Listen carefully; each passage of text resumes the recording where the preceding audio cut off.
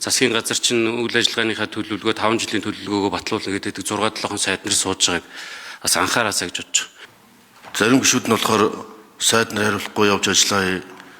70-80-аас суух хэрэггүй явж ажиллаа хийгээд тэгээ одоо эрүүл мэнд олон асуудлууд байна. Сайд нар явж ажиллаа хийхээр нөгөө хэсэг нь болохоор бас нэхэд. Тэгээ одоо алийн дагах гэж байна. Нэг шинхэн сайд нар явж ажиллаа хийлгэх гэдэг ах юм. Нөгөө хэсэг нь болохоор хаач үгээд ах юм. Төр засгийн ажилд асалтгүй явах хэрэгтэй шүү дээ тийм үү? Төр хувийн одоо энэ төр өмчүүдээс хувьчлах замаар салмаар байгаа. Хамгийн сонгодог жишээ.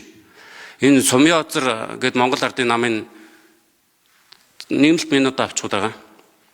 Монгол Ардын намын одоо энэ сайд хүртэл хийж исэн үнэтэй холбоотой үндэсний хөрөнгө оруулалтын банк. Цогтоотор гишүүнд 1 минут сонгоё.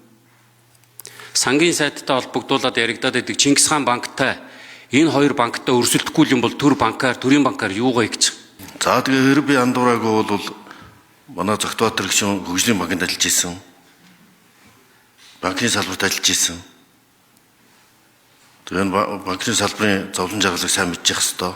Тийм учраас төрийн банкыг жишээлбэл бид одоо энэ үндсэн чиглэл батлсны дараа өргөн мэдүүлэх гээд энэ төрийн өмчийн компаниудын өрөөчийг сайжруулах хүрээнд одоо IPO сая 5% нь гарсан олон нийтэд хувьцааг нь харилцаалах хувь 34-өөс 60% хүртэлх мятаас ахуулаад одоо тодорхой жагсаалтууд орж ирэн тэр хүрээнд өрөөчийг сайжруул нэгт.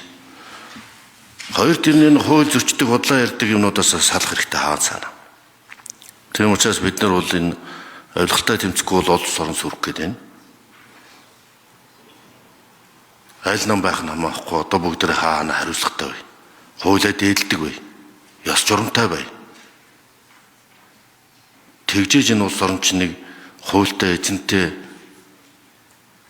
энэ геополитик гадаад дотоод нөхцөл байдал хүнд үед тусгаар тогтнол аюулгүй байдлаа хамгаалж оршин тогтнож чадна.